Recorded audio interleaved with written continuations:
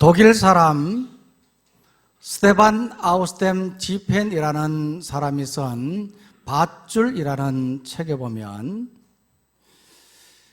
시골 마을의 농부인 베른하르트라는 사람이 산책을 하다가 우연히 숲속에서 밧줄 하나를 발견하게 됩니다.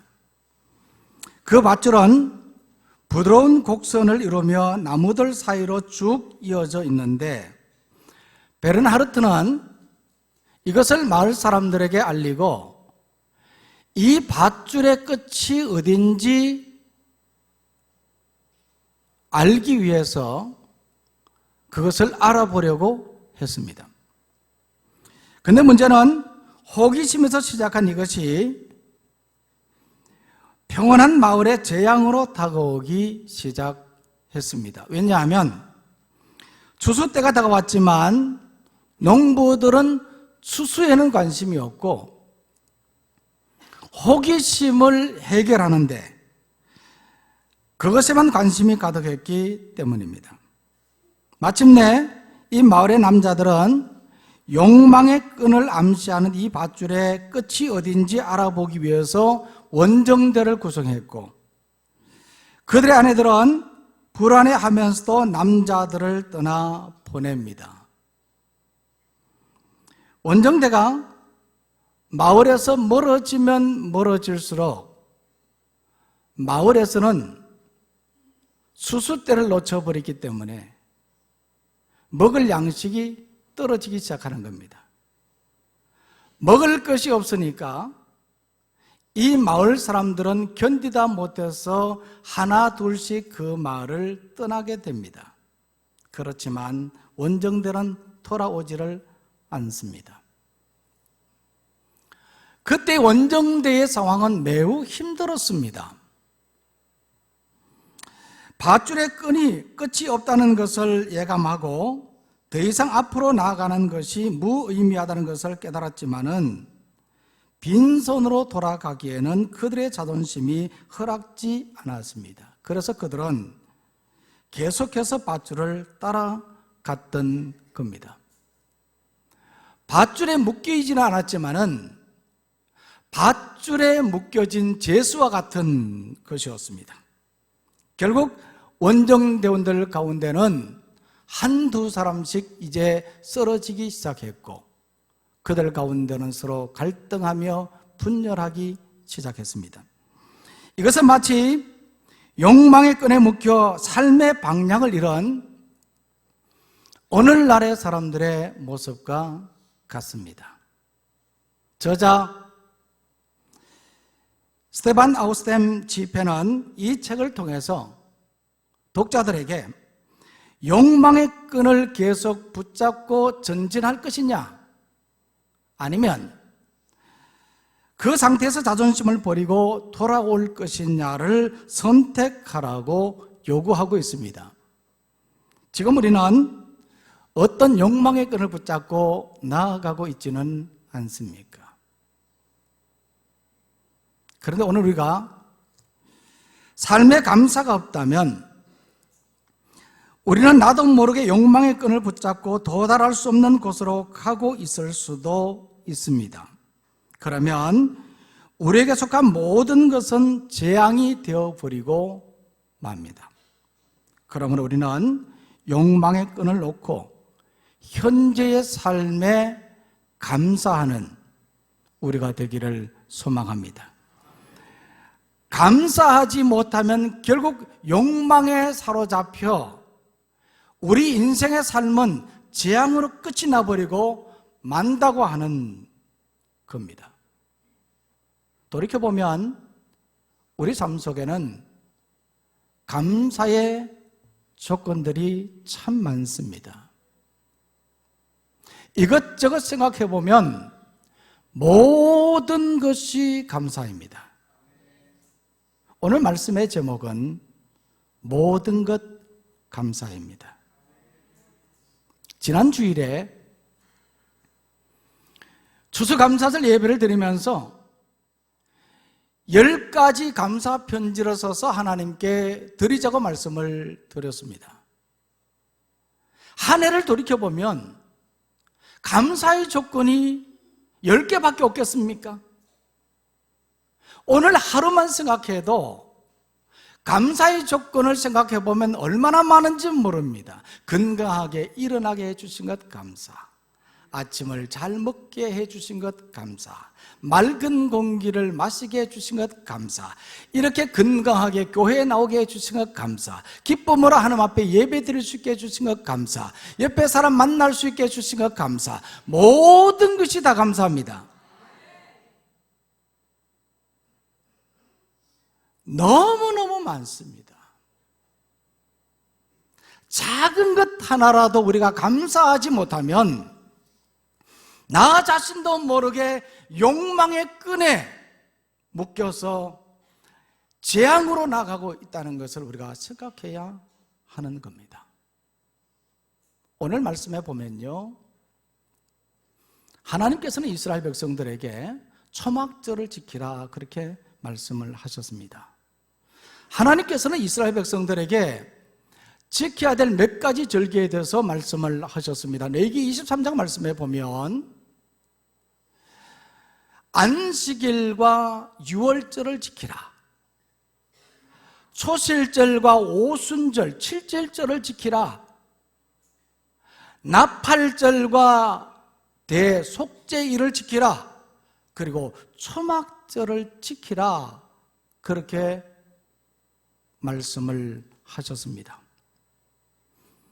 이러한 절기 어떤 절기인가 하는 것에 대해서는 이미 우리는 큐티나 새벽 기도의 말씀을 통해서 다 보았습니다. 그렇다면 초막절은 어떠한 절기이겠습니까? 오늘 말씀 13절인데요, 이 말씀 한번 다 같이 읽겠습니다. 시작. 너희 타작마당과 포도주 털의 소출을 거둬들인 후에 이래 동안 초막절을 지킬 것이요. 이 말씀에 너희 타작마당과 포도주 틀은 1년 동안 지은 농사를 말하는 거거든요. 1년 동안의 수확을 말합니다. 곡식과 과실의 수확을 말합니다. 이것을 거두어들여서 창고에 저장한 후에 이래 곧 7일 동안 초막절을 지키라 그렇게 말했습니다. 히브리 종교력으로 보면요, 이 초막절은 7월 15일입니다. 이 초막절은 이스라엘 백성들이 출애굽한 후에 광야에서 40년 동안 지나면서 하나님께서 그들이 장막에 거할 때에 그들과 함께 하셨다, 그들을 지켜주셨다 하는 것을 기억하고 그것을 깨달아 알도록 광야에 나가서 7일 동안 초막을 지으며 거기 거하며 그것을 알도록 하기 위함이었습니다. 또한 1년 동안 하나님께서 주신 땅에서 거둔 소출에 대한 감사를 드리는 날이 바로 이 초막절이었습니다. 그래서 이 초막절은 곡식을 창고에 모두 수장한 후에 지킨다고 해서 일명 수장절이라 그렇게 말하기도 하고, 그리고 장막을 치고 지냈던 날을 기념한다고 해서 장막절이라 그렇게 말하기도 합니다. 그리고 이 날은 태양력으로 보면요 9월 내지 10월 정도가 됩니다. 지금 우리 교회가 지키는 추수감사절과 비슷한 겁니다. 자, 이렇게 볼 때 이 초막절의 의미는 두 가지입니다. 첫째는 한번 따라해 볼까요? 기억하는 절기이다. 광야 생활은 고통이었지만 돌이켜보면 하나님의 인도하심이었습니다. 그때를 잊지 말고 기억하라는 거예요. 우리 인생의 삶은 고난입니다. 괴로운 인생의 삶의 길이죠. 그러나 돌이켜보면 이 모든 것은 다 하나님의 은혜라는 사실입니다. 그래서 이것을 잊지 말고 기억하라는 겁니다. 또 하나는 감사하는 절기입니다. 따라해 볼까요? 감사하는 절기다. 하나님은 그의 백성들에게 토지의 소산을 주셨습니다. 농사에 필요한 햇빛과 공기, 물과 땅을 주셨고 씨를 뿌렸을 때 자라게 해 주셨습니다. 하나님은 농사에 필요한 원재료들을 모두 주셨고 열매를 맺게 해 주셨습니다. 하나님이 이와 같이 해 주시지 아니하면 어떻게 추수를 할 수 있었겠습니까? 어떻게 열매를 거둘 수 있겠습니까? 태풍 한 번 지나가도 다 쓰러지는데요. 다 떨어지는데요. 그래서 감사하라는 겁니다. 어떤 할아버지가 손자와 함께 야외로 나가서 맛있는 것도 사 먹고 하루 종일 즐겁게 놀았습니다. 그러면서 이 할아버지 마음에 이 손자와 함께 이렇게 있는 것이 너무 좋았고 손자에게 무엇이든지 다 해주고 싶었습니다.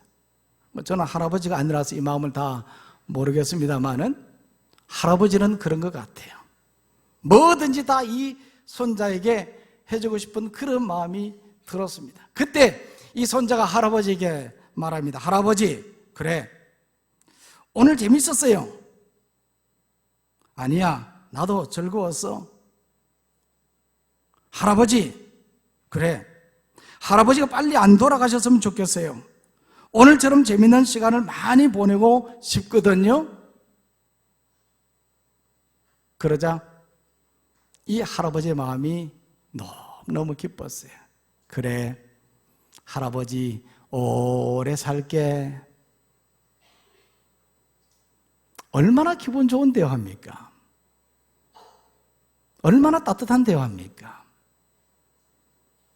오늘 우리가 살아가면서 고맙습니다, 감사합니다, 사랑합니다, 그럼 얼마나 기분 좋겠습니까? 이 사람의 관계는 바로 이와 같아야 되는 거거든요. 근데 표정도 왜 그래요? 한번 저 사람 보고 해볼까요? 고맙습니다, 감사합니다, 사랑합니다. 우리가 살아가면서 이와 같이 이런 기분 좋은 말들 하면 좋은데 하나님께 한다면 하나님은 얼마나 좋아하시겠어요? 하나님 사랑합니다, 하나님 감사합니다 하는 이런 표현들을 하나님께 하면 하나님이 얼마나 기뻐하시겠느냐 하는 거죠. 초막절은요, 기억하고 감사하는 절기입니다. 추수감사절도 마찬가지입니다. 하나님께서 한 해 동안 나에게 베풀어 주신 그 은혜를 기억하고 그 은혜에 감사하는 절기입니다. 오늘은 이와 같이 기억하고 감사하는 우리 모두가 되기를 소망합니다. 자, 그러면 이런 추수감사절, 이런 초막절은 어떻게 지켜야 하느냐 하는 겁니다. 어떻게 지켜야 하느냐? 오늘 이 말씀에 보니까요, 먼저는 함께 지켜라 그렇게 말하고 있습니다. 14절 말씀 보겠습니다. 다 같이 읽습니다. 시작. 절기를 지킬 때에는 너와 네 자녀와 노비와 네 성중에 거주하는 레위인과 객과 고아와 과부가 함께 즐거워하되 함께 하라 그렇게 말하고 있습니다. 너와 네 자녀와 그랬거든요. 이것은 온 가족이 함께 드려야 된다. 이 추수감사절은 온 가족이 함께 드리는 그러한 절기입니다. 그리고 레위인과 그랬어요. 온 성도들과 함께. 그리고 객과 과와 가부. 이것은 그 당시 사회 속에서 소외된 계층, 경제적 기반이 없는 사회적 약자를 말합니다. 이 당시의 3대 약자라고 하면 바로 이와 같은 객과 과와 과부였습니다. 이런 약자들과 함께 절기를 지키라 그렇게 말했거든요. 그 이유는 너희들도 그러한 때가 있었다는 겁니다. 그 때를 기억하고 그러한 자들과 함께 이 절기를 지키라, 그 말씀을 하셨던 겁니다. 이스라엘 백성들은 과거에 애굽의 노예 생활을 했잖아요. 그들도 비참한, 정말 가난한 그런 시간들이 있었던 거거든요. 그런 가운데 그들이 하나님의 은혜로 풍성한 삶을 누리게 된 것입니다. 그래서 그때를 기억하고 그들과 함께하라 그랬습니다. 저는 오늘 이 본문의 말씀을 묵상하면서 2019년 추수감사절 예배는 어떻게 드리면 좋겠는가 고민하고 기도했습니다. 그런 가운데 이 자리에 사회적 약자들을 초청해서 함께 예배 드리지는 못하지만은 오늘 이 추수감사절 예배를 드리고 또 찬양 예배를 다 마치고 난 후에는 이 강단에 드려진 이 모든 것들을 이 사회적 약자들, 우리 교회 안에 어려운 분들, 주변에 어려운 분들을 우리가 찾아서 그들에게 나누어주면 좋겠다 하는 겁니다. 이것이 바로 성경적인 추수감사절의 모습이 아니겠느냐 하는 것이었습니다. 그래서 제가 우리 목사님들에게 박스를 좀 준비를 해두고 어떤 분에게 좀 전달했으면 좋을까 좀 생각을 해두라고 말씀을 드렸습니다. 이 추수감사절은요, 함께 지키는 절기입니다. 이것은 바로 하나님이 기뻐하는 그러한 절기이기 때문입니다. 두 번째로는요, 오늘 이 말씀에 보니까 택하신 곳에서 지켜야 한다 그렇게 말했거든요. 자, 오늘 말씀 14절 상반절, 15절 상반절 말씀인데 다 같이 읽겠습니다. 시작. 내 하나님 여호와께서 택하신 곳에서 너는 이레 동안 내 하나님 여호와 앞에서 절기를 지키고. 자, 이 말씀에 보면 하나님이 택하신 곳이라 그렇게 말했는데 이 16장에 보면요, 이 택하신 곳이라는 이 말이 6번이나 나옵니다. 그만큼 이 장소가 중요하다는 것을 말하는 거거든요. 그러면 이 장소는 어디를 말하는가? 학자들은요, 예루살렘 혹은 예루살렘 성전이라 그렇게 말하기도 하는데, 역사적 정확으로 보면요, 이것은 하나님께서 선택하여 지정한 특정한 곳을 말합니다. 오늘날로 말하면 우리가 예배하는 모든 장소를 말하는 겁니다. 하나님은 이 같은 곳에서 초막절을 지키라 그렇게 말씀을 하셨습니다. 그 이유는 두 가지로 볼 수 있습니다. 첫째는요, 우상숭배로부터 구별되도록 하기 위해서였습니다. 거룩한 곳에서, 하나님이 택한 거룩한 곳에서 초막절을 지키라는 겁니다. 또 하나는 이스라엘 백성들이 하나의 민족 공동체를 이루도록 하기 위해서였습니다. 이것을 바라보면 하나님은 우상 숭배를 가장 싫어하십니다. 또한 민족 공동체가 하나 되기를 원하신다는 것을 알 수가 있습니다.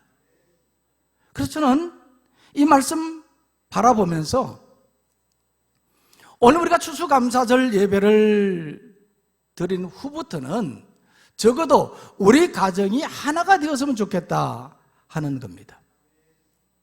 부부가 하나가 되고, 부모와 자녀가 하나가 되고, 형제가 하나가 되었으면 좋겠습니다.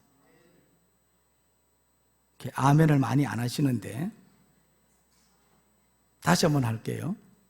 부부가 하나가 되고, 부모와 자녀가 하나가 되고, 형제들이 하나가 되기를 소망합니다. 또 하나는 교회가 하나 되기를 소망합니다. 목사와 장로님들이 하나가 되고, 성도와 성도가 하나가 되고, 기성세대와 젊은 세대가 하나 되는 그런 교회가 되기를 소망합니다. 뿐만 아니라 이 나라가 하나 되기를 소망합니다. 여야가 하나가 되고, 보수와 진보가 하나 되고, 지역이 하나 되고, 세대가 하나 되고, 노사가 하나 되고, 차별이 없고 갈등이 없는 하나 되는 나라가 되기를 소망합니다. 추수감사 예배는 모두 하나 되어 택하신 곳에서 지키는 절기입니다. 하나님은 우상 숭배를 가장 싫어하시고 분열 갈등을 하나님은 가장 싫어하십니다. 그래서 모두 하나를 이루어서 택하신 곳에서 온전히 예배하는 우리 모두가 되기를 소망합니다. 또 하나가 있습니다. 그것은 힘대로 지켜야 합니다. 자, 17절 말씀 다 같이 읽겠습니다. 시작. 각 사람이 내 하나님 여호와께서 주신 복을 따라 그 힘대로 드릴지니라. 힘을 다하여서 드려라, 그렇게 말하고 있습니다. 이것은 하나님 앞에 예물을 드리는 자세를 말하거든요. 자, 16절 말씀도 보십시오. 다 같이 읽겠습니다. 시작. 너희 가운데 모든 남자는 1년에 3번 곧 무교절과 칠칠절과 초막절에 내 하나님 여호와께서 택하신 곳에서 여호와를 배웁되 빈손으로 여호와를 배웁지 말고. 하나님 앞에 나올 때 빈손으로 나오지 말라는 말입니다. 하나님께 드리라는 겁니다. 이것은 뭘 말하는가 하면 하나님이 무엇이 부족해서 하나님께서 이와 같이 말씀하셨겠습니까? 무엇을 드리면 하나님께서 몇 갑절로 복을 주시겠다고 하는 그런 조건으로 하나님께서 이와 같이 말씀하셨겠습니까? 그렇지 않습니다. 하나님께서 이와 같이 말씀하신 것은 너희들이 형식적으로 예배하지 말고 마음과 정성을 다해서 예배하라는 말입니다. 팔레스타인의 풍습에 의하면요, 백성들이 왕을 배울 때는, 왕을 아련할 때는 반드시 예물을 가지고 나아가야만 했습니다. 그런데 만왕의 왕이 되신 하나님께 나오는 우리가 빈손으로 나와서 되겠습니까? 그런데요, 하나님이 우리를 통해서 받으시기를 원하는 것은 단지 물질이겠습니까? 하나님이 무엇이 부족하다고 우리에게 물질을 요구하시겠습니까? 물질보다도 더 중요한 것이 있습니다. 그것은 바로 우리의 믿음입니다. 우리가 하나님 앞에 믿음으로 드리는 겁니다. 너희가 천천의 수양이나 만만의 강수 같은 기름을 드린다고 하나님께서 기뻐하시겠습니까? 그렇지 않습니다. 비록 작은 것 하나라도 너희가 믿음으로 드리고 마음을 다하고 정성을 다하여 드리는 것을 하나님께서는 기뻐 받으신다고 말씀을 하셨습니다. 우리는 이와 같은 모습으로 드릴 수 있어야 합니다. 그러면 이와 같이 드렸을 때 하나님께서는 어떠한 복을 주시는가 하는 겁니다. 오늘 우리는 추수감사절 예물을 드리게 될 겁니다. 하나님께서 정말 우리에게 어떤 복을 주시겠느냐 하는 거죠. 오늘 읽었던 말씀 15절 하반절 말씀을 보시기 바랍니다. 다 같이 읽겠습니다. 시작.